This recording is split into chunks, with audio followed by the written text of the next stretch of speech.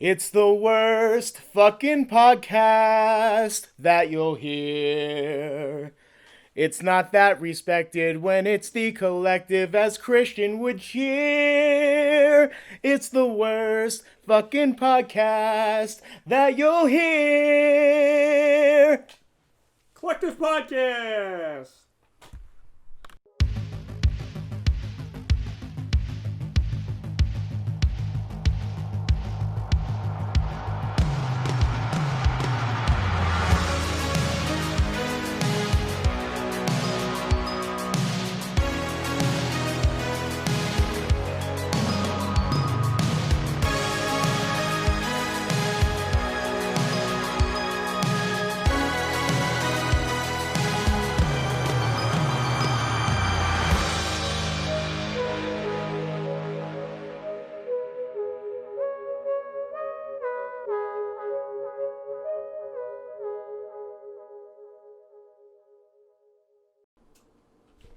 And welcome to the 5th episode of Collective Podcast 4, Season 3.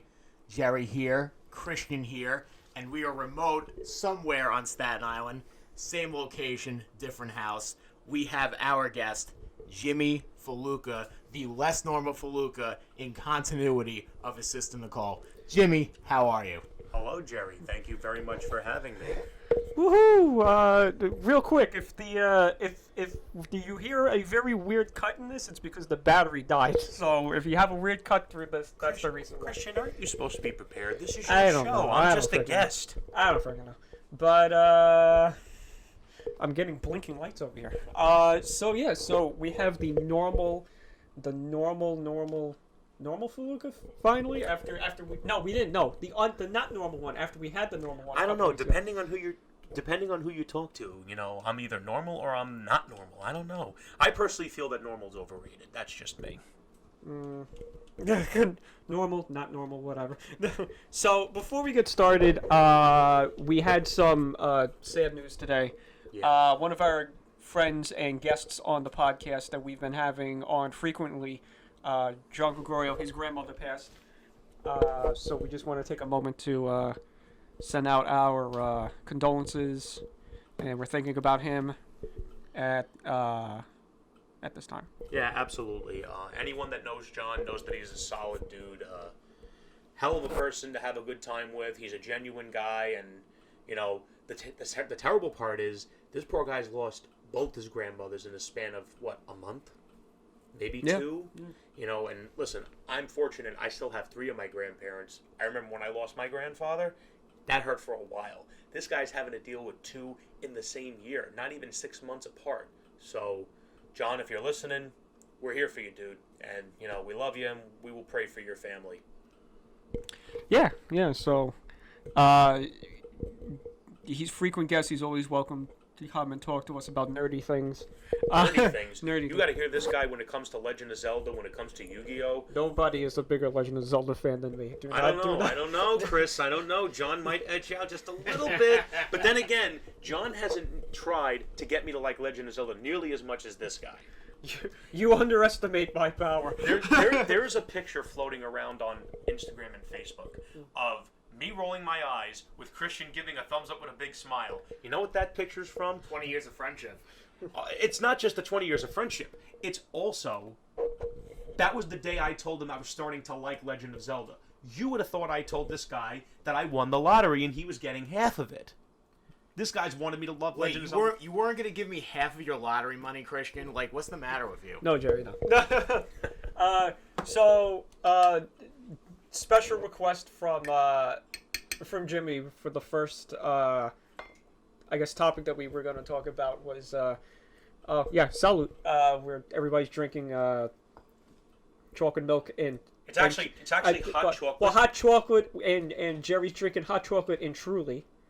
So that's an interesting combination. First off, it's truly hot chocolate.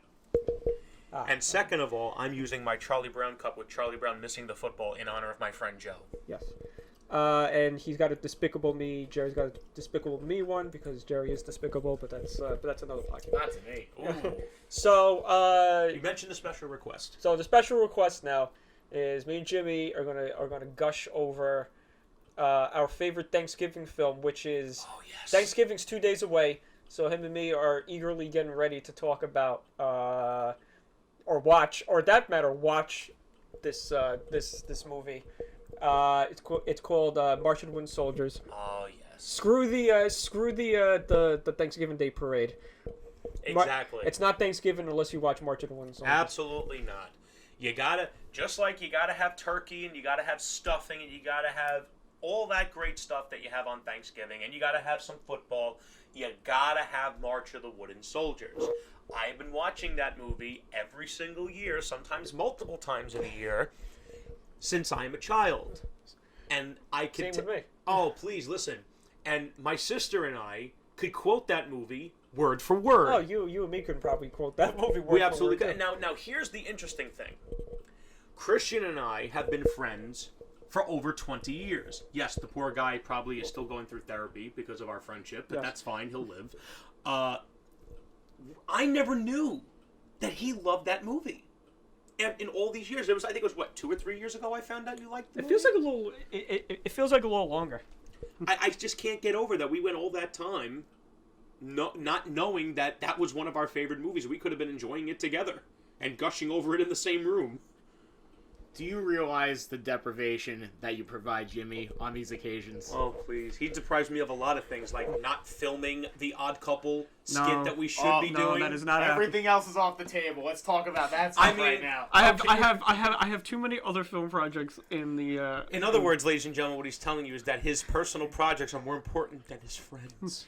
No, it's that I have so many other things I have to. I'm kidding with you. To do something like that would take so much time and effort to put in that it's just not. And I just want to go on the record, ladies and gentlemen. I'm offering to do the casting. I'm offering to write the scripts. I'm willing to provide the location. He just has to show up and recite his lines. Well, then who's directing?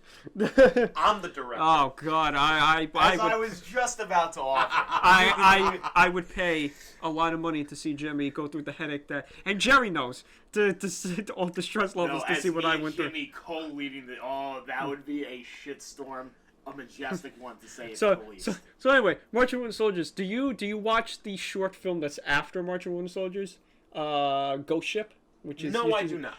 Why? It's great. Because once I'm seeing Ollie get all the spikes pulled out of him, and I see the end, that means the end.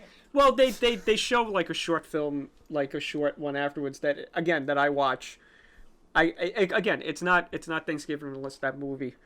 No, not at all. Is watched. No. See, like for me, it's just like with Halloween. I can't enjoy Halloween without watching Bram Stoker's Dracula. Yeah. I can't do that. Yeah.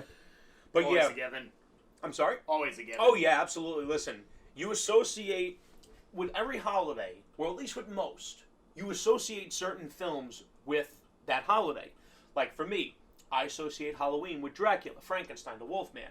With Thanksgiving, I associate it with March of the Wooden Soldiers. With Christmas, obviously you associate it with Scrooge or Die Hard. Yes, Die Hard is a Christmas movie. Speaking of Christmas, I do want to point out here that I do want to point out that we are recording on location. This is the first time we're not recording at Gerry's house, which is a shock. Gerry's going through withdrawals. He doesn't know where he is. I thought this was my house. Oh, well, okay. You didn't recognize with the giant Christmas tree and the giant Christmas village that you're in my place? Why do I have to celebrate Hanukkah? And that's one of the things that I wanted to point out is. As Jimmy chokes on his, he's gonna make me choke on my hot chocolate. Is that he's got a big ass Christmas village, and constantly for the month of November and December he's got Christmas music playing. Gerry's looking at me like he's shocked, that this would even happen, and I feel like I'm Jehovah's Witness trying to knock on my own house right now. And if you were, I would come to the door nude and say, "Hey, you need me to help look for Jesus? Come on in." Talk about reverse psychology. Yeah, I mean, and then he's got the Christmas tree up. He's got Don't forget the ceramics. The ceramics. He's got. And those are family heirlooms because they were made by Grandpa Pete. He made Yeah, those with I his got- hands. He made those with his hands. I got I don't want to say heirlooms, but I got the same thing. You have For my family, You have yeah, a yeah. ceramic Christmas tree as well. Yeah, but I'm having like a lot of brain farts right now. Of course, that's when I'm the guest. Maybe Jerry should be the one holding the mic. And he's also got one of those cuckoo clocks, which I just turned my head to see. Yeah, it's a cuckoo clock that plays Christmas music on the hour as long as I have the button up. But because we don't want to wake the baby, I have the button off. Yes. For those of you that do not have children, once they are asleep, you want them to stay asleep until it's time for you to get up to go to work. Yeah, we kind of had that. We kind of had that problem a couple days ago. Yeah, when we were unfortunately, my son's getting his back teeth in. So, and anyone that's had kids, you know, when those molars are coming in, you feel bad because they can't verbalize to you that they're in pain. You know, watching- Well, I had my wisdom teeth. I had all 4 of my wisdom teeth taken out at 15 years old. It was literally its own crisis to speak for itself. At the same time. At the same time. Did they give you something? If I did get something, thank God I don't remember what I took because I probably took way too much of it. Well, I could tell you right now. My bottoms are out, but that's it. I only have one on my bottom out, and then I think the other 3 grew in. But I can tell you, propofol is a wonderful, wonderful anesthetic. And I can understand why Michael Jackson used that to sleep. Yeah, but taking that to sleep is I like know. taking chemo to shave your head. But when you... oh man. Oh my God. But when you wake up, Jimmy, you feel like $1,000,000. Really bad side effect that I have is that when I wake up, I just want to buy things. I want to wake up. I want to Keep this guy away from Amazon. Yeah, I just want to buy things. It's like I feel so good. You're going to be the Shark Tank of Amazon right now. See, I felt great when I walked out of the hotel room from my honeymoon. The after effect, the constant blaring in your ear. Yeah. Absolutely. But I wouldn't trade it for anything. Well, did you? Well, you had that for me for like 20 years. Me. Just, Oh, please. I've had so my you wife had training. My wife has told me many times, I think you married the wrong person. But I think, wait, we shouldn't say that out loud because then Giuseppe and Georgie will get jealous. Oh! No, I've known Georgie for like 20. How old? 5? How old am I? 20. You're 30. You're mine. 30. 25, I'm Christian. What are 30. you He's talking about? 36. So I've known him for 26 years. I've known 27 years. I've known him. Wow. So it's been a wild ride with him. The wild ride with you, Jimmy. 20 years. A lot of fun. A lot of fun.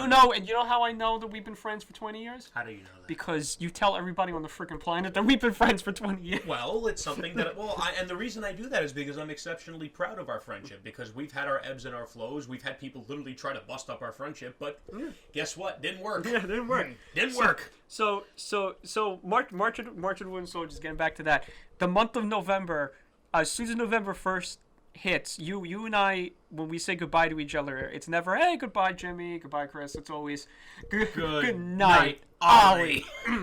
Or it's good night Stan, good night Ollie. Good night, Ollie. Good night Ollie. I think that's the most valuable Christmas present you could give each other every year. Oh, so then I can send his Christmas gift back because I got it wrapped under the tree. No. But Jeez. Christian would turn around and say, "He's had my gift wrapped since July." Christmas in the middle of July. Oh yes, we do our Christmas shopping early. It's from me and from Ollie. No, but I legit start my Christmas shopping in the summertime because I remember particularly one year. I think it was the first year I was married, so it was 2017. I started Christmas shopping in October. By the time I got to Christmas Eve, I was still missing 3 gifts. I managed to get them in time, but I felt like I was being strangled. So that's why I said, never again. So I started saving. I opened up a Christmas club. I didn't have to think about it. By the time I got to October, I'm like, look at all this money I got here. So who strangled you? I wish I could say my wife, but no, I'm only kidding. My God. No, I literally felt like I was being strangled because when you know you only have a day before Christmas and you still got to get 3 gifts, that's anxiety, dude. Because you know you're surrounded by people that are going to be handing you something, and you have nothing to hand them. That's not right. Luckily, I have an interesting question. What is the longest line you've ever seen in like a retail store around the Christmas time if you had to do like last minute shopping? Jimmy, you answer that question, and then I'll answer that question because I actually worked in retail, so I will definitely the tell longest line I was ever on in a retail store, would Toys R Us count? Yeah. Yes. Okay. Was to get the PS3. Okay. Interesting. Okay. That's Okay. what that was. I could say about the PlayStation 4, I was like third in line, which was like amazing that I got it and I got Lucky it. bastard. It's not going to happen with the PlayStation 5, I can tell you that. I'm not but- even getting it until the bugs are worked out, but please tell me, what So- about yours? So I have 2 stories, and Jerry knows that. Actually, I could tell you 2 or 3 stories. The two stories are quick, and the third one is like like a pretty long story. But I could tell you that I worked Christmas Eve of 2015 at Toys R Us. Now you would think, no, you would When he was think, working there, was he Yeah. not happy? you would think maybe like it would be a little less insane because it's Christmas Eve and maybe everybody gotten their gifts. It wasn't. It was insane. But the one thing that I overheard a parent say was the most ludicrous thing I've ever heard ever said, because it just defeats the purpose of gift giving, was that they brought their kid to the store so he can just pick out the gifts that he wants. Just pick out what you want. Here's your budget limit, and then I'll let you know when to stop grabbing things. Basically, it was what was that game show? Superstore Sweeps or something like that. Supermarket Sweeps. Supermarket Sweeps. My That favorite show back oh then. oh I love that. I used to love that show because do you remember back in like early 1990s in Nickelodeon, they would have the kids in Toys R Us doing the same exact thing, just grabbing Oh, things. that's right. Yeah. I wanted to do that so bad. I would just run to the video game section, just start grabbing video games. Look, the millennials have to reintroduce their nostalgia in some Yeah. way, shape, or form. And then the 2 other stories were I saw a really long line for just toys. Just toys. Just I don't know what toys were happening. It was just toys. And it was insane. I don't get it. I don't understand it. I'll wait in line for something. It's definitely a flawed logic. You want to know what shocked me was Star Wars Day. It was the very first Star Wars Day, 2 months before The Force Awakens came out. I was like, oh my god, people are going to be flooding the store for the Star Wars toys. Nothing. It was empty. I was shocked with that. And then Christmas Eve became like this insane... yeah. Well, Christmas Eve is a very centric holiday as far as people just staying in their houses all day, traditionally speaking, aside from like what's going on with the pandemic. But it's probably one of those scenarios where you have to fill space some way in your day, and then it's almost like you're willing to put yourself in that scenario of just waiting in line for something. It also happens to be my favorite day of the year, so... Or Christmas Eve? Absolutely. Christmas Eve at my grandparents' house, there's nothing like it. I absolutely love it. So, my grandfather makes that fish sauce. The Christmas music is playing. We unwrap gifts at midnight. Oh, there's nothing like it. And what was comical was last year, my uncle was dressed as Santa Claus to go see my son. And after a few minutes of being in Santa's arms, he starts crying. And my uncle looks at my dad. You made the baby cry. No toys for you. Ever the comedian, my Uncle Pete. Every Santa Claus needs their Santa Claus. And Santa Claus is Santa Claus is a character, a persona that I have a lot of love for, specifically because my great-grandfather looked just like him. And what he used to do, I used to look and say, when I was a little kid, I used to say, Papa, are you really Santa Claus? And he used to look both ways and then put his finger over his mouth and go, shh. Nice. He was the coolest. You want to know what's funny? Speaking of holiday figures, you want to say figures? Mm-hmm.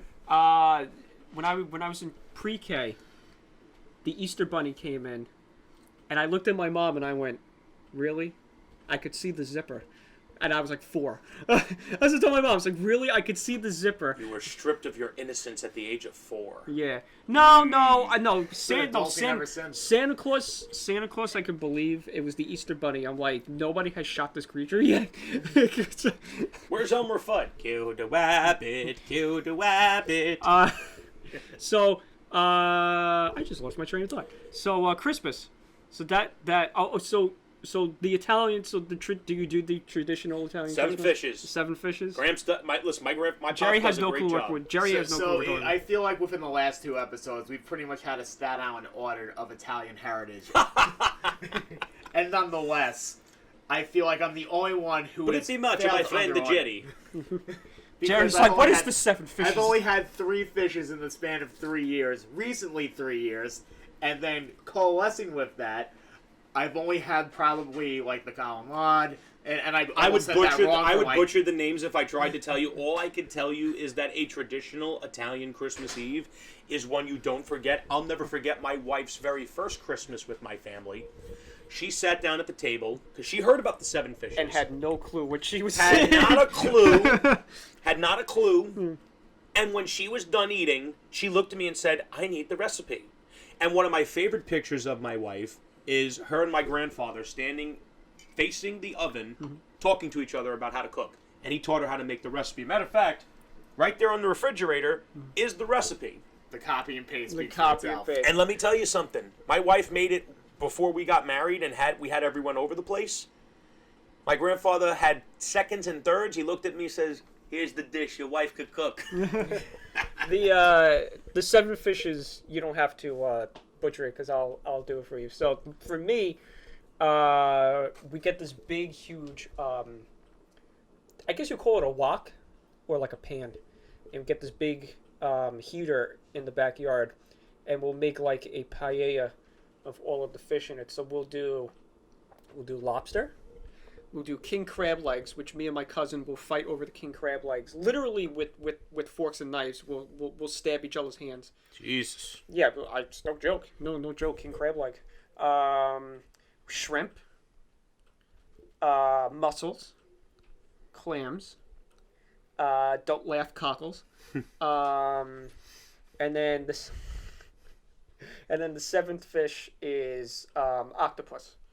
That would be or pupo or whatever. Italian. My wife is obsessed with that. Yeah, no, she loves good. that. It's very good. But that wouldn't be part of the paella. That would be like a octopus salad. And then my dad would put all like chorizos, and he'll put rice, and he'll basically it'll take 20 minutes to cook on this big ass fire that we make outside. It's going to be good. Like every year. I pretty much now it's gotten to the point where my dad just watches, and me and my uncle do it because I've literally been cooking this dish since I was like 5. This leads me to another question between the both of you. So I'm curious about this. Who is the one person in your family that when they're in that environment trying to cook something that kind of justifies the phrase, "There's too many cooks in the kitchen"? Oh, Jesus.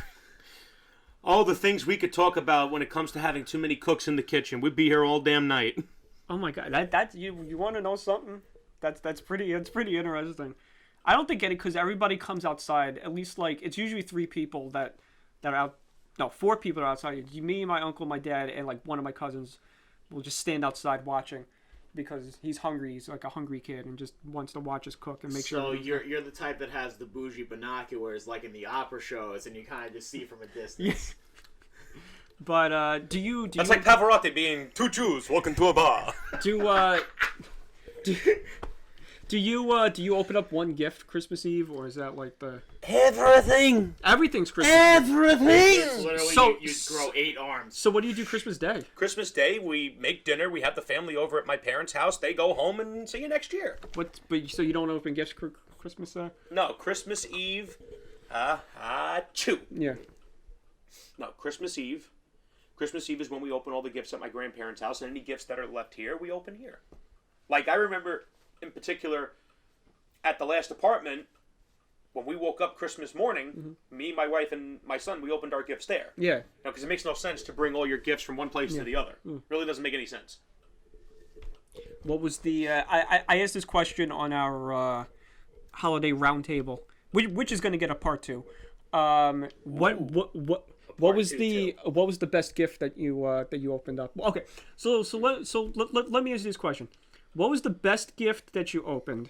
What was the hilarious gift that you opened? And then I'll tell you what I mean by hilarious gift by using a story from me. This was 2000. This was 1990. I want to say 5 or 6.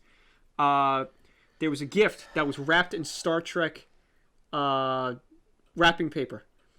And my aunt, who can't write for shit. Handwriting is writes down a name.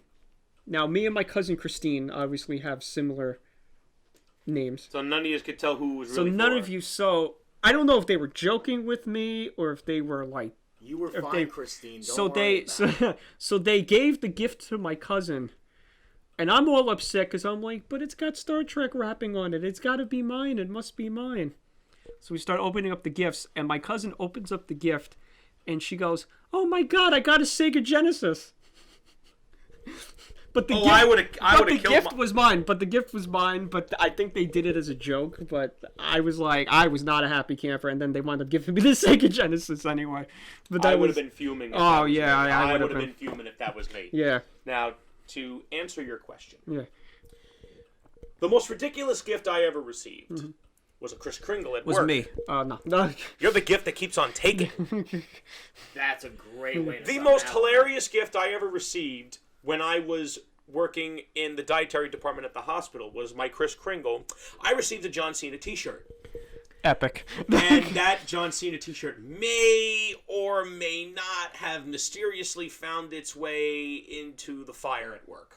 Oh God, we're not gonna. big We're deal. we're We're not we're going not to gonna. can We're of not worms, but gonna you go. wanted me to answer the question. I answered the question. We're not gonna go into. And I'm happy to say that I only used a pair of gloves to touch that thing. Oh God. And the greatest gift. So you thought the shirt had COVID then? Back then. Oh, that shirt to me was worse than a virus. It was a disease. Good Lord. And the best gift I ever received in my entire life Was from your son. Christmas was no. The best gift I ever received in my life was my son. Now the best Christmas gift I ever received was my dog Lucky. Ooh, okay. Oh yeah. I Okay. got him for Christmas in the year 2000, and let me tell you something. Both my sister and I were crying when we got that dog. I missed that dog. We had him for 13 years, and let me tell you something. I loved my parents' dog Gino. He's a good dog. He's a pain good in the boy. ass. He's a pain in the ass. He literally, from what I'm told, he will sleep up the crevice of my mother's behind because he loves my mother. He loves my arm, and I would just leave Well, it that's like because that. he sees a bone when he sees you. No, meaning like he does things to my arm that is I don't know that how would make. I don't know how we offed his balls many years ago. Yeah, I don't know. But Lucky was the best gift I ever received because let me tell you, because not only did I gain a gift, I gained a friend. The big joke that we have about Lucky was Joe used to make the joke every time he used to bark. He used to go, "What happened, Lucky? Jimmy fell down the well again." I don't know where Joe got that from, but he beat Lassie. It's from Lassie. He beat that. I've never seen that movie. There's a No, lot of no, it's a TV show. I think I've it's never a, seen it's it. a TV show. There's a lot of classics I've never seen. Like Yeah. I've never seen It's a Wonderful Life. Yeah, I've never seen it, but I've never seen it. Just like certain video game series, I've never played Resident Evil. I've never played Final Fantasy. You like Resident Evil. I'm sure I would. Final Fantasy, I'm definitely gonna get you. But like I said, the reason that gift was so significant was because I also gained a friend, and that dog. Let me tell you something. That's why, for me, and I'm not trying to be political, anyone that beats their pets should go to jail. Yeah. Because the animals can't really defend themselves, especially when you're their master. They fear you. I will murder anybody. that Absolutely. hurts an animal. And listen, don't talk about hurting cats in front of my wife. Or because me. My wife is. Oh please, she calls this one. What's meow. my nickname? She calls him meow meow.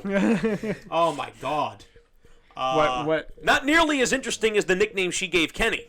Oh, hard drive. All because we were talking about external hard drives when we were in Lee's Tavern one night. Now she calls them hard drives. So- And he gets a kick out of it. So I've I'll never known that. I'll That's tell- crazy. I'll tell a funny story about your wife, which is funny. Uh-oh. So one day, me and Jimmy's wife trade cat pictures. So one day, my cat was in a weird position. It was like 2 a.m. So I just go, I'll send her the picture 2 a.m. and thinking she'll get it. She'll wake up like 7 a.m. and I'll get a text when I wake up. So I send this picture 2 a.m. About 10 minutes later, I get a phone call from Jimmy. Why are you sending my wife cat pictures at 2 a.m.? He didn't say cat. He used an expletive, but he was like Expletive. an expletive, but that Is not suitable for radio wavelengths. I'd say that could be referred to as a cat. But Jimmy, why? And it rhymes with wussy. Yeah. So why? Jimmy, don't so be why? a pussy. Why? Why are you sending my wife those pictures at night? And I'm like, so And now they both tell me that they're texting each other just to screw with me. just do it. Just Oh, message him. please. Go figure. I was hoping my wife would like my friends, and here she is trading text messages at 2 a.m. with this guy. And you know what happens now? As my favorite cat over here, I trade Christian all the time with everybody. Oh God. Do you run a train on him, too? Once in a while with the MTA. It's not a big deal. Oh, Jesus Christ. It's our own glaze. Jerry has a tab on me. It's fine. Ooh, Jesus. So But we've gone from Thanksgiving. yeah. We've gone to Christmas. Where do we go from here? So I would be amiss not to have you rant on this podcast about. Oh, God. So, no, people are going to think I'm going to say about wrestling. No, we're not going to rant about wrestling. That'll be a whole podcast on. We could do a whole show just on pro wrestling. So, and on good things, too. yeah, good there things. There are plenty of Good good things in things, not bad pro things. wrestling. So, Plenty. but the thing is Jimmy has been told that he knows nothing but wrestling, but that would be a lie. Jimmy, I've been at the end of many conversations to the point of nauseating, want to slap him in the head because I get it. Is why just briefly and you have a 60-minute time limit. I'm joking. You don't have a 60-minute time limit. You just- presume my power has Yeah. limits. So- there are none. There are no limits. So just explain to us why Michael Jordan is better than LeBron James. And before you go off and answer, all the hate mail is going to come in so much right now. Go, LeBron. Go. LeBron James is not better than Michael. Well, first of all, I want to start by saying LeBron James is a phenomenal, not a good, not a great, a phenomenal basketball player. He will go down as one of the greatest to ever play the game. He is within the top 10 to ever grace the court. Give us some statistics as to why Michael Jordan is better than. I'll give you the greatest statistic of them all. Yeah, go ahead. He's 6-0. He's 6-0 in the NBA Finals. Not only that, all 6 of those times he was the Finals MVP. And how many games did Michael Jordan do it in? Michael Jordan never ever had to go to a Game 7 in the NBA Finals. Yeah. Listen, let me try to paint the picture here. I'm a New York Knicks fan. Always have been. Unfortunately. And I'm sorry. I got to see a lot of basketball from when I was 6 to 7, 8 years old. That was the time period that I really watched it. Because my dad always watched it. He has since given up on the Knicks. I wish he would have done the same thing with the Mets so that way I wouldn't have to suffer. It's very justified for And now we have new ownership. The Mets have new ownership, so now we got a shot. really. Louis, if you're listening, we got a shot now. Well, Louis is a Red Sox fan. So Yeah, but Lou will also root for the Mets. But not to get off topic. But I'm a Nets fan, so that's Well, you unfortunate guys, for me. listen. Yeah. The only reason you guys got Kevin Durant and Kyrie Irving is because they wanted to stay as far away from the Knicks ownership as possible. Well, I haven't watched basketball since You need to. since Jason Kidd was part of the I Nets. need someone to talk this stuff with. There's only so many times I can message I don't know Mark when it's on online. half the time. I Joe's Mark. Exactly. yeah, Joe's mark. But so anyway, so anyways, I just want to break down a few. Briefly. I'm not going to give opinions on what I think of LeBron as a human being. I'm only going to talk about facts here. Okay? Michael Air Jeffrey Jordan has 10 scoring titles to his name. That means he led the league in scoring 10 times. Yeah. LeBron has led the league in scoring once. Michael Jordan was Defensive Player of the Year the same year he won a scoring championship, which meant he scored the most. He was also the league MVP, so that meant he was the best in the whole league. And he won the dunk contest. And he was the All-Star League and All-Star MVP. So when they had the All-Star game, he was the MVP. That was all in the span of 1 year. And that was before he won his first championship. That is dominance. What that means, he was the best on the offensive side. He was the best on the defensive side. What other side is there? And not only that, what to me seals the deal. To me, it's not even really a debate. Because there's still a bunch of people that LeBron James, to me, has to jump over before he can even get to Michael Jordan. Because to me, when you're talking about the greatest to ever play basketball... Kobe, he's got to go past Kobe. Oh, he still hasn't passed Kobe. Yeah. He still hasn't passed Kobe. But just to go in order, because I do believe that when you're ranking sports, when you're ranking entertainment, there is a pecking order. Charles Barkley. No, he's been past Charles Barkley. Oh, he's been past Charles Barkley Barkley. has no championships to his name. Just because I like him doesn't mean he's at the top. Patrick It goes Ewing, to show you my basketball. When I Patrick Ewing is one of my, if not my favorite player from the Knicks. He has no rings to his name. I can't rank him high. What about Shaq? Does he have... Shaq is high. I think right now, I think with the championship he won this year, he passes Shaq. Really? Yes, I do. Okay. I'm just being honest. No, I can commend you for that. Listen, you got Michael Jordan. You got Kareem Abdul-Jabbar, who if Michael Jordan didn't exist, would be considered the greatest. I mean, Kareem's body of work speaks for itself.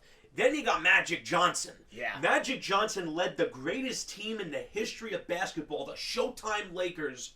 He grabbed that team by the throat and said, let's effing go. Yeah. Magic Johnson was a leader. Then you get to Bill Russell. Bill Russell's got 11 championships.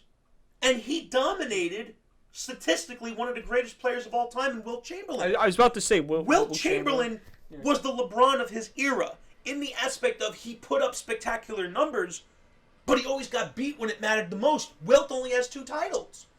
Bill Russell's sitting there, he ain't got enough fingers to put them rings on. He's got 11.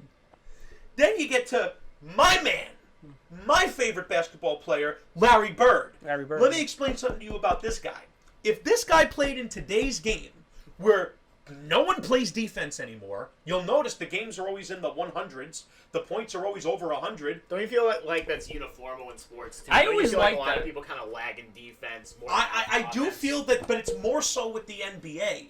It's more so with the NBA because you look at some of the greatest games to ever be played, like the Chicago Bulls against the frickin' Utah Jazz for the championship. Those games were finishing in the 80s to the 90s. Today's games, they go into the 120s, the 130s. It's ridiculous. It shows no one's playing defense. But back to Larry Bird.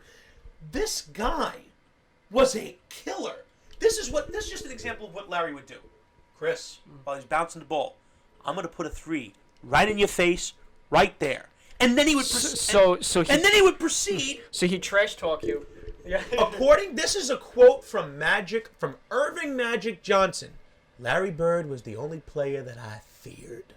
He was a demon. Now, when Larry Bird is willing to openly admit that he was afraid of your ass, that tells you Larry Bird, to put a lid on Larry, is the only guy that could literally say he beat every last real baller in his era. He could walk into a room filled with Hall of Famers like Kareem, like Magic, like Jordan, like Isaiah Thomas, Joe Dumars, Dennis Rodman. I beat you. He didn't beat Michael Jordan. He swept him. Michael Jordan didn't get a game on Larry Bird. Larry Bird was mentally tough, and that's another part of basketball that I feel is seriously missing, the mental aspect of the game. Back then, Magic Johnson wasn't looking to team up with Larry Bird or Michael Jordan. He wanted to beat those guys, so he had a notch in his belt. Today, you got guys looking to team up, and this is one of the reasons why I have a little bit of a lack of respect for LeBron James. He didn't win his first title until he went down to South Beach to team up with Dwayne Wade and Chris Bosh. 2 Hall of Famers. He went to team up with them, a team that had already won a championship. And guess what they did their first year? They got destroyed by the Dallas Mavericks and unfortunately LeBron James shrunk in a way that no superstar ever had. And to me, that's always what's going to keep him off the pedestal. And that covers Larry. I have an interesting question kind of following that. So when let's say a player of any sport, not even just basketball, there's I'm not going to say like lack of loyalty, but in a sense, this person goes to like other teams. Does that kind of like discredit that person's legacy in hindsight? When the team they're going to was already set up to win or has already won, it does in a lot of ways because, number one, it's showing you couldn't beat them. It's showing you couldn't get it done against them. And it also shows that you're trying to weaken the most important aspect of sports, which is competition. You know, to talk about Michael Jordan, if you look at the beginning of his career, and a lot of people that try to discredit him talk about the times that he lost in the playoffs, which he did. He did lose in the playoffs. But you can never point to a team that Michael Jordan and the Bulls lost to where the team was mediocre. Michael Jordan was losing against the Showtime Lakers. That's one of the top 2 or 3 teams of all time. He was losing to the Larry Bird-led Celtics, another one of the top 2 or 3 teams, and he was losing to the bad boy Pistons. There's a reason they called them the bad boys. Right. Because you know what they were doing? They were implementing the Jordan rules, which was when he takes to the air, knock him out of the sky. They were literally, it was like football on a basketball court, and it's not like today where they call, you breathe on someone and a foul gets called. Back then, you had guys like Dennis Rodman and Rough Riders like Isaiah Thomas who were beating on him. So I'll tell you a funny story because I used to play basketball in grammar school. So I'll tell you a funny story. We played a school in Staten Island. I'm not going to name the school name, but even though it was 20 years ago. You were better than our school, I know that. Yeah, no. So this team was playing so aggressive. We had the tallest person on our team who was the center. Now you got to realize this is 4th grade. Mm-hmm. Tallest person on the team playing the center. Mm-hmm. Gets tossed over the announcer's table, and there was no foul that was called. I believe it. And that's 2000. I believe it. I believe it. Yeah. I believe it. Yeah. I got kicked out of the game for being overly aggressive. The coach got kicked out to the point that my dad had to jump in and because he was like the third assistant coach, where it's like if the coach and the assistant coach got kicked out of the game, he had to jump in. So the coach and the assistant coach got kicked out of the game because they were arguing with the referees. Because I mean, a 4th grader gets tackled over the thing, you're not calling a foul or a ejection from the game. That's kind of that certainly fits the time, and unfortunately with today's game. Today you'd be suspended for the whole year with that. So let me ask you that, because you brought up something interesting about the teams. Do you feel like nowadays? So when Jordan was playing, there was a lot more. The competition was a lot more stiffer. Oh, without question. Whereas today it's a little more lax, which you can see why I guess LeBron is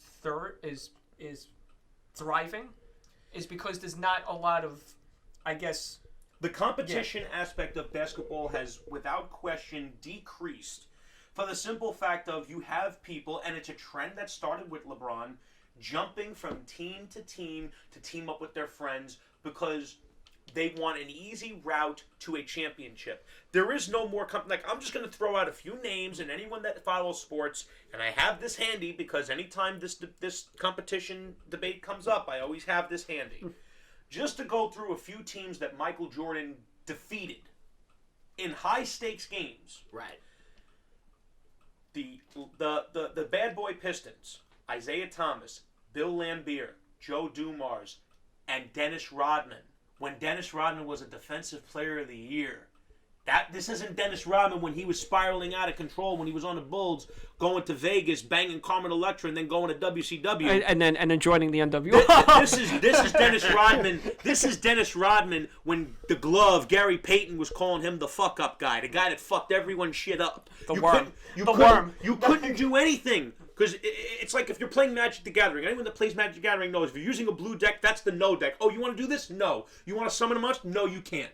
That was Dennis Rodman. Then we go into 92. The New York Knicks were no joke. You're talking Patrick Ewing, primetime Charles Oakley, Mark Jackson. I mean, come on. Are you just kidding me? Then you go into 93. Charles Barkley's MVP season. This was no joke. It was Charles Barkley. It was Tom Chambers. It was Kevin Johnson. This isn't a joke team. What about from 91-92 when he was going up against the Portland Trailblazers with Terry Porter, Clyde Drexler, Kevin Duckworth? These aren't joke teams. Then Michael goes into retirement. He comes out of retirement. Comes back. He comes out of retirement. Plays baseball for a season. And many of the LeBron James stupor fans talk about the few games he played in the season when he came back. He only played what? That was what, the Wizards? No. That was after he retired the second time. Oh, okay. I'm talking about when he first came out of retirement. There was a few games to be played in the season that was left. Oh, okay. And he wasn't in basketball shape. He played a small handful of games. Yeah, they were basically... And lost to the Orlando Magic. An Orlando Magic team that had Shaq, Penny, and friggin' 3D Dennis Scott, Nick Anderson, and a former teammate of his, Horace Grant. When Michael came back for the 95-96 season, He didn't beat that team. He swept them. Swept them. Put them down. They were going to be the next dynasty after the Bulls. And when Michael came out of retirement, guess what? He chased Shaq out of the conference. Shaq said, we're not beating this team. Then after that, he goes up against the Knicks again. But this time, it's a pumped-up Knicks team with Oakley, Ewing, Mason, John Starks. That's not an easy team to beat. Goes up against the Seattle Supersonics, a tough-ass Seattle Supersonics with Gary Payton and Sean Kemp before he became Sean Clump and screwed himself up. And it was phenomenal. Then you go into the later 90s. What's the main team he beat? The Utah Jazz team. That Utah Jazz team was ridiculous, with possibly the greatest duo of all time with Karl Malone and John Stockton. Everywhere he looked, it was competition. And the road to getting to the finals was much tougher on Michael Jordan than it is on LeBron James. It's not even a debate. To continue what we were talking about earlier with the top of all time, after Larry Bird, I have Kobe Bryant. Because, I mean, come on. Kobe Bryant's got 5 championships. The guy was a killer. Whenever he smelled blood, it was over. Kobe got hotter than any other player I've ever seen. He could get hotter faster than anyone else. Those Virgos, man. And then after that, I have LeBron James. I have LeBron James after Kobe, and then I got Shaq, and then I got Will Chamberlain, and then I got Tim Duncan. But the main reason... That's a pretty solidified list. Let me tell you something. LeBron James has stated, he said this after he won the championship this year, he wants his damn respect. What he's basically saying is he either wants to be recognized as the greatest player of all time, or he feels you don't respect him. Well, I doubt LeBron James is going to listen to this podcast, but consider yourself disrespected, bruh, because you haven't earned that distinction. You have a guy at the top of the mountain who is undefeated. Let me say this again. He is undefeated in the NBA Finals in a much tougher league where they didn't call all that ticky-tack stuff. Ask any of the classic guys that played the game, except for Isaiah Thomas, because he's salty that Michael Jordan cooked him. Mm. Michael Jordan was going to the rim every night getting beat up. He also played with the flu. No, it wasn't the flu. It was food poisoning. Well, just as bad. It was food poisoning. Just as Nearly bad. Passed out in the first half, toughed it out, and stole the game. Well, you got to realize he's probably sweating out all the what was happening. Well, nonetheless, it shows perspective that if you have the willingness to play something, no matter what strains are against you, like you're gonna win if you have that mindset consistently. Absolutely, and Michael Jordan had a winner's mindset. And let me also emphasize this, and anyone that's a sports fan will understand what I'm saying. Out of all the supporting cast for title teams, the top 10 lowest supporting cast for title teams, meaning the lowest supporting teammates, 5 out of the top 10 are MJ's teammates. Yeah. That is a ridiculous stat. Do you understand what that means? I'll put it in a simple perspective for our audience. That means Michael Jordan was a winner. At the end of the day, sports is about winning and losing. And as great as LeBron is, he puts up great numbers. He is 4-6 in the finals. That means 6 times he got to the finals and he got his ass kicked. He's got as many losses as Michael has wins. And I got news for you. I look at the failures that LeBron has had, the failures against the Dallas Mavericks, the failures against the Spurs, even the failures against the Golden State Warriors. Let me tell you what would have happened if it was Michael Jordan. Do I think he would have won all those series? No. I do think that the Golden State Warriors, the way they were assembled, if you'd switch out LeBron James with Michael Jordan and he's playing with LeBron's teammates for that one series, the Warriors would probably win. But I'll tell you what's not going to happen. Michael Jordan is not going to leave that court with anything left in the chamber. He's not going to punch the whiteboard after game 1. And then when he loses, go to the press conference with his wife's black scarf wrapped around his hand saying, I pretty much played the last 3 games with a broken hand. You're not going to see Michael make excuses. Whenever he got beat in the playoffs, you know what he said? Yeah, they were the better team. We're going to try to come back and be a little better next time. He didn't throw his teammates under the bus. He didn't try to say, oh, I'm playing, we're top heavy as fuck. He would never do that. Now let me ask you this. Would he go to his teammates in practice and say, yo, up your effing game? You're damn right he would. And guess what? People may knock Michael Jordan because he was tough on his teammates, and that might be putting it lightly. But guess what? It worked. It worked. Because guess what? When they got to the finals, they didn't lose. When it mattered the most, when the money was on the table, when the trophy was on the table, when everything was on the line, he never let us down. Bottom line. And that's why, to me, LeBron, he could win another 5 titles. It'll be good for his legacy, but he'll never crack the top 4 for me. Because as a leader, he has quit on his team too many times. And I can't look past that. His fans and the blind witnesses in the liberal sports media will look past that because of the political things that he has said. And we're not going to get into that. But when it comes down to it, when it comes down to sports, you're also not just looking at someone's skill level. You're looking at that little extra something inside their chest to overcome adversity. And LeBron James has too much quit in his heart. And that's the bottom line. I was going to say something, then I forgot. I think that was a pretty calm rant. Yeah, so that was. I gave you a 16-minute time limit. You had another 30 minutes. No, I'm kidding. No. I didn't think I was over the line. I thought that was pretty insightful. I think that was like ESPN level analysis right there. Oh no, they wouldn't let me on ESPN because unless you're stroking LeBron's ego, they don't want you there. The only one they let on there is Skip Bayless, but he says some outlandish things himself.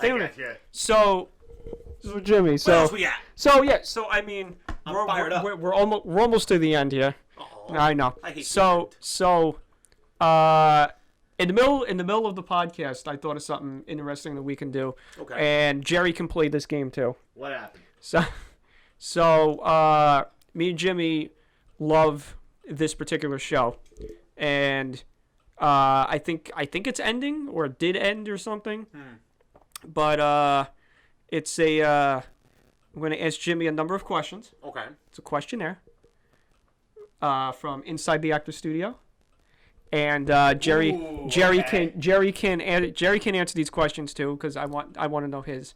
So it's 10 questions. Questionnaire by Bernard Pivot, which was then read off by James Lipton, the great and late James Lipton, who I was fortunate enough who to Jimmy meet. met, didn't even know his name, but knew who he was. Oh, and I asked him who his favorite guest was. He said it was Robin Williams, and I told him I enjoyed when he had George Carlin. Yeah. He's like, "Oh, George was very intelligent." Before you get into that, I have an interesting question because you have met like a lot of celebrities in your past. I was curious, like, which one do you feel like was the most personable to you? Who you feel like you could kind of have like a natural conversation with in the moment? The Undertaker. No. Unfortunately, that is correct. The Undertaker. I have had the privilege and the pleasure to meet Mark Calloway. He's a pretty down-to-earth guy. The love of Jimmy's. Oh no. The love of my life is putting my son to bed right now. Thank you very much. That guy just happened to be a childhood idol of mine that I enjoyed watching on television from when I was a kid. And I remember when I spoke to him and when I met him, he was just very, very nice. He listened to what I had to say, and I had a picture that I took of him in MSG when I was 3. And I showed it to him, and he looked at that picture for a few seconds, and I said, I took that picture of you when I was 3 years old at Madison Square Garden. And he saw my 3-year-old handwriting on the back. I wrote The Undertaker, so that way when I showed people who it was, they would know what his name was. And he said, "You kept this all this time?" And I looked at him right in the face and said, "Of course I did. You're my hero." Oh. And he just gave me a real nice smile. And when I told him what I thought of him, and it was time for me to leave, I stuck my hand out to him to shake his hand. He stood up. All 6'11" of him stood up, and he stuck his hand out. I thought it was 7 foot. No, no, his brother's 7 foot. That's a good brand of character, though. Because listen. Especially when you're going from sit down to stand up, that speaks volumes to how the person has received like the conversation with you. That's a very astute observation. And what's very heartwarming for me is that, this past Sunday he finally retired after 30 years. Yeah. And the quote that I heard from him that really resonated with me was that as far as my fans, the only thing that I can hope is they understand how much it meant to me to be the Undertaker for them. And I tell you something, I'm happy he's retired because pro wrestling is a tough business. It's taxing on your body and on your mind. And I just want this guy to stay home, enjoy his wife, enjoy his kids, and enjoy the rest of his life, because if anyone's earned that rest, it's him. But Christian, you have questions, and I have answers. So I'll ask you the first question. You can answer it, and then I'll go over to Jerry, and we'll bounce back and forth. So, okay, so the first question is, what is your favorite word? Not curse word. What's your favorite word? Right. Right? Jerry, what's your favorite word? Jubilant. Jubilant. Okay. What is your least favorite word? Wrong.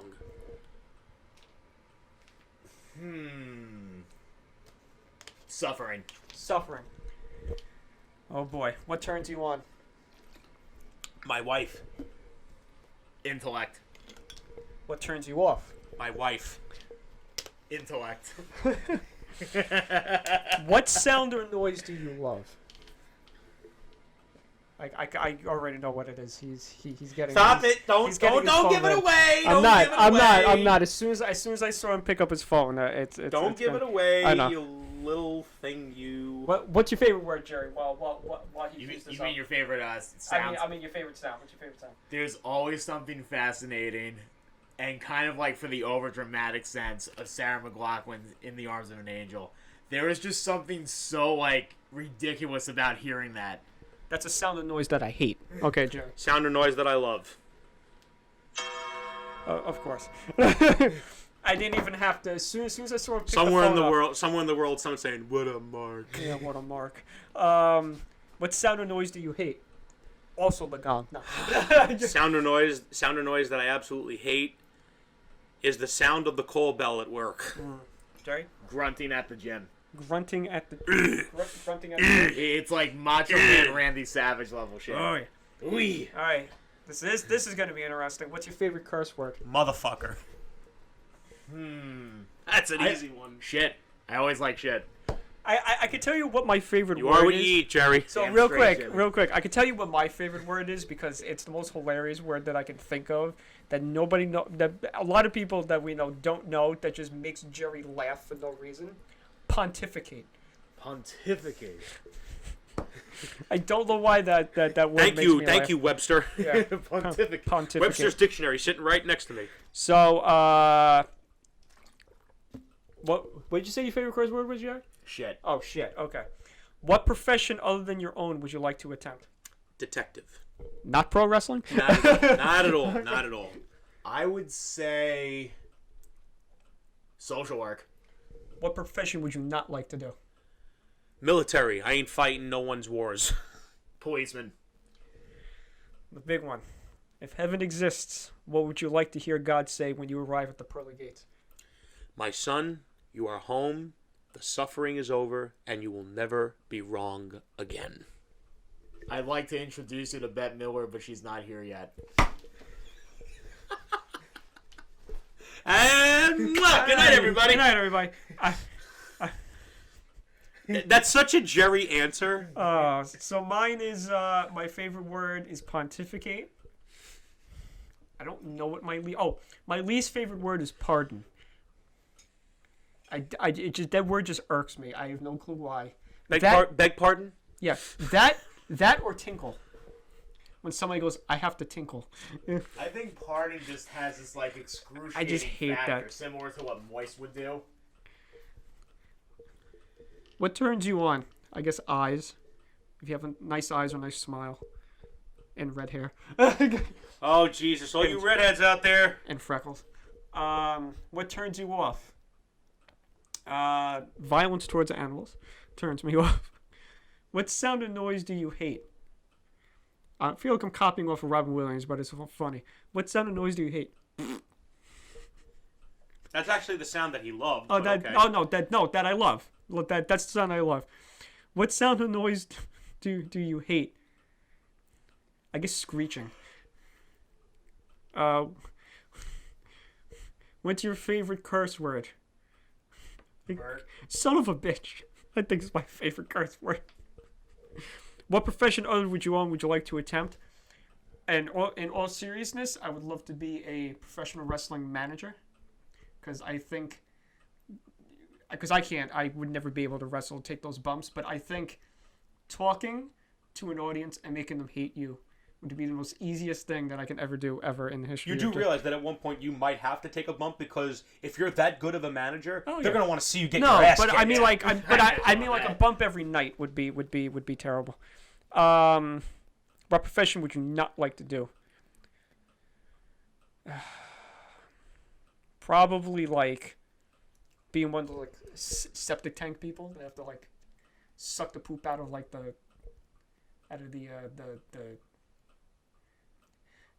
out of those what are those things? Those Porta potties? porta potties. There you go. Yeah, listen, being in the porta potties is no good. You're just going to catch crap all day long. If heaven exists, what would you like to hear God say to you when you arrive at the pearly gates? I would like him to say, "What were you so worried about?" Aw. That's mine. Very sentimental. Or Stop pontificating, Christian. oh, stop pontificating. Or as with Jerry, or to go off of Jerry's joke, Jerry be like, "Oh, I'd like to meet Betty White," and she's like, and God's like, "She's not here yet." or oh, I'd like to meet the Rolling Stones. They're not here yet. Well, can I give an alternate answer to my answer? What? Heaven exists. Yeah. What would I want to hear God say when I enter? Hey, Bert. Hey, Bert. Hey, Bert. Hey, Bert. No one's gonna get that joke because we haven't made that joke on the podcast. No, but there's one guy who's That's listening the who will one. get that joke, and Yeah. that's all that matters. Or no, I know exactly. You'd walk up to God and you'd go, "Okay, who killed JFK?" Oh, please. That's a whole nother That's a episode. podcast. That's a whole. That's a whole episode that we can do. We'll have you come back. 5 hours later. We'll have you come back and do a Really? I'm JFK welcome one, back. and then we'll Welcome have you back. come back to do a wrestling one. We'll have you a JFK one. Maybe we'll have Ian come on. Oh, that would be great. If you could get Ian's Ian on- podcast. Ian's podcast. I think by the time this podcast happens, Ian would have been on the last one, and hopefully we haven't been thrown off of YouTube with that one. So. I thought this was America, free speech. The algorithm on YouTube can be a little bitchy, but yes. So that was Jimmy. Finally, we had him on. So Jerry, you got anything to promote? You got anything? I actually do have something that I would like to promote. I don't know. I don't know if this will be. I think I know what you're going to. No, I'm actually promote. just Okay. looking to promote my my kid sister's art by Fallucca. Oh, yeah, She's yeah. on Instagram. She's on Twitter. A bunch of wrestlers and celebrities know who she is. Her artwork is second to none. The kid is absolutely unbelievable. She's not a kid anymore. She's a grown woman. But to me, she's a kid. Her artwork is absolutely outstanding. She does personal pictures for anyone that is willing to just pay a minor price because, listen, at the end of the day, business is business, and she's got to she should make money off of her talents, but I guarantee you it's totally worth it. Wait, she can make Christian good looking? Ha ha ha. Oh, Christian does that all by boy. Christian does that all by her. So you have to see the latest horror story my sister's drawing. It's the story of Joe's life. Oh I no. love you, Christian. Okay, Jimmy. Let's not start. Let's not start doing that on the podcast. I know you guys promote her on the show, Yeah. but I just wanted to make sure I put in mine for her. The kid is absolutely phenomenal.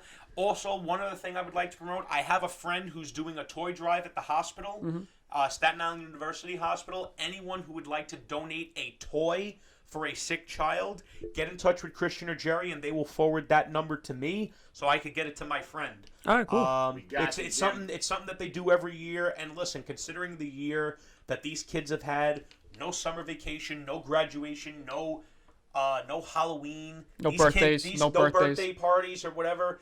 These kids deserve to get Santa Claus, even if they can't physically see him. If they can get a gift, that'd be great. As long as it's not a stuffed animal, we can accept it. So I would greatly appreciate any generosity that could be given for these kids. Nothing expensive. Don't spend more than $25. Don't buy a PlayStation 5. No, do not, unless you're going to donate it to the Christian Jimmy Foundation. Yes. Okay, so that was it. So some stuff we got to promote. You go to nightsboard.com where you can sign up and you can be a part of a collective group of people, content creators. The collective podcast is on there. We have a whole bunch of D&D shows on there as well. We have some great artists on there that are looking to get their art looked at, which is great. We also have some announcements that at the time of this podcast we haven't announced yet, but it's going to be announced. By the time this podcast comes out, it's going to be announced. But go in there, sign up. You get some great content for the December season. We got some videos up there that I think you'll like. And that's it. That's nightsboard.com. Sign up today. It's free. And just be part of the new movement of social media, free of any type of algorithms. Got anything to promote, Jerry? Or Look at my sunglasses on Facebook, and then you'll want to not friend request me afterwards. so find us on YouTube at Caputo Collective. Find us on Spotify, Anchor, Apple iTunes, all those great places where you can listen to iTunes or podcasts. And yeah, we'll have Jimmy back to go on his JFK rant, his wrestling rant. If you thought the basketball one was entertaining, just wait until there's a full hour of wrestling and or JFK theories of what happened. If you want to hear something interesting, you should hear me talk about how the DC Cinematic Universe was a complete freaking train wreck. Yeah, we'll have him on for that one for his That's a Christmas present for everybody. we'll have that on for his the way he would have had it set up. But from me and Jerry, that's it. Collective Podcast. It's the most wonderful time of the year, or as you heard in the beginning, it's the worst podcast of the year, but whatever. So we'll see you next time.